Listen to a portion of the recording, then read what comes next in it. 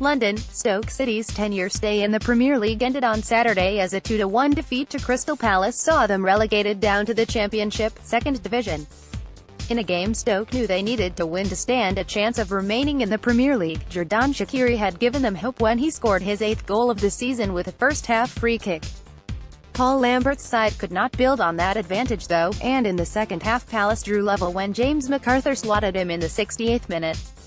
With Stoke knowing a draw would also not be enough, they went forward in search of a second goal, but left big gaps at the back and Patrick Van Aanholt took advantage with the winner 4 minutes from time. The defeat meant that Stoke became the first team to be relegated from the Premier League this season, with bottom side West Brom possibly joining them later on Saturday. Stoke fans had their head in their hands at the final whistle as it was confirmed the club's 10-year stay in the division was coming to an end, Lambert having failed to rescue them after replacing the sacked Mark Hughes as manager in January.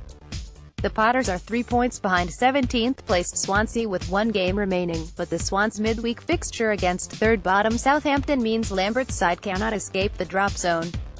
Palace, meanwhile, are now mathematically safe to complete the considerable upturn in their fortunes after Roy Hodgson succeeded Frank de Boer early in the campaign. Ryan Shawcross said, "It's difficult. Obviously it doesn't happen in one game, it's over the whole season. There are a lot of things we need to change and do better. Ultimately it's down to the players. We've not been good enough all season. Since the gaffer has come in we've had a right go in every game. For whatever reason, we've not got the goals we've needed and ultimately that's cost us. We've had another right go today but they were very lively on the break and we got hit a couple of times. It's massively disappointing but it's a great club and we'll be back. The club have got a lot of big decisions to make. If we can keep our better players that'd be brilliant and we'd have a great chance of promotion. Hopefully we can do it. It's going to be difficult but at the moment we've got to let it sink in and come back strong." Palace, meanwhile, are now mathematically safe to complete the considerable upturn in their fortunes after Hodgson succeeded Frank de Boer early in the campaign. Hodgson said, "I'm really proud of our team's performance, not just today but over the whole season. But I feel a lot of empathy for Stoke.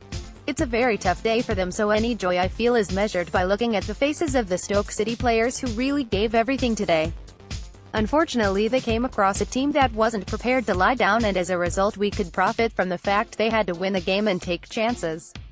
Albion still hoping West Brom, which kept their faint hopes of survival alive after grabbing a stoppage time winner against Tottenham at the Hawthorns. Jake Livermore popped up with the only goal in the second minute of injury time to send the Baggies fans crazy as Darren Moore's remarkable impact since taking charge continued. After beating Manchester United at Old Trafford and coming from 2 goals down to draw with Liverpool, Moore's men made it 11 points from 5 games with a win over Champions League hopefuls Tottenham. The surprise defeat for Spurs now sees Mauricio Pochettino's side casting nervous glances over their shoulders as they remain in 4th, a point behind Liverpool, and now 5 ahead of Chelsea, but with the Blues having a game in hand.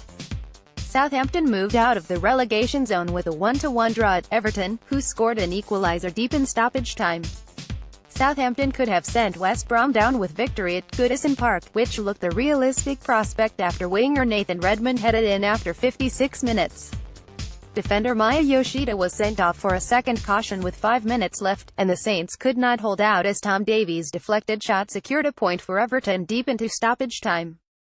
The point moves Southampton up into 17th on goal difference above Swansea, who they face on Tuesday.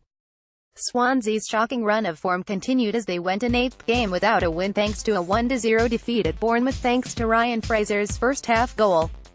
The Swans are playing a dangerous game at the bottom as they're just a point outside the relegation zone with 2 games left to play, against relegation rivals Southampton and already relegated Stoke. With Stoke having been condemned to the drop earlier on Saturday, the Swans would have gone a long way to ensuring they do not take one of the remaining 2 spots by emerging from the Vitality Stadium with the 3 points, but they were undone by Ryan Fraser's first-half goal. Carlos Carvalhal's men spurned several chances but their failings in front of goal meant they remained very much in the mire. For Bournemouth it was a first win in 6 games and ensured they will definitely have a 4th successive season in the top flight. West Ham moved clear of danger with a 2-0 win at Leicester City, who look like a team firmly looking forward to their summer holidays as the season comes to a close. João Mario gave David Moyes' side the lead just after the half-hour mark, and TH home side really looked like getting back into the game before skipper secured the 3 points with the second goal just after the hour. Bloodpool's side went into the match having won just twice in their last 11 Premier League games, and the absence of 9 players through injury and suspension did nothing to help Leicester, whose performance, on a hot afternoon, was lukewarm at best. The win moved David Moyes' team 6 points clear of the bottom 3 and put a 3-point cushion between Swansea and Huddersfield immediately below them.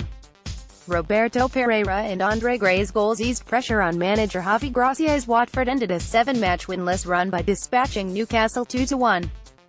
Fit again, captain Troy Deeney missed a penalty, with Magpies keeper Martin Dubravka making a fine double save, while Ios Perez's impressive finish came to naught for the visitors.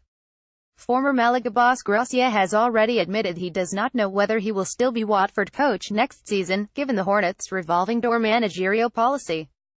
Gracia only arrived in January, to become Watford's 8th manager in 5 years, but an 18-month contract carries precious little security.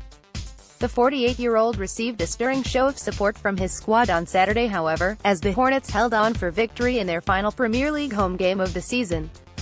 In Italy, Juventus fell behind to a first-half penalty before scoring 3 times after the break to beat Bologna 3-1 and close in on their 7th successive Serie A title, while Porto won Portugal's Primeira Liga in their first season under coach Sergio Conceição after a goalless draw between Sporting and Benfica ended both teams' chances of catching them. In Spain, Valencia's place in next season's Champions League was confirmed when 5th-placed Real Betis were defeated 2-0 by Athletic Bilbao, while, in Germany, Hamburg, in danger of losing their record as the only ever-present team in the Bundesliga's 55-year history, lost 3-0 at Eintracht Frankfurt but were given a stay of execution after rivals VfL Wolfsburg were also beaten.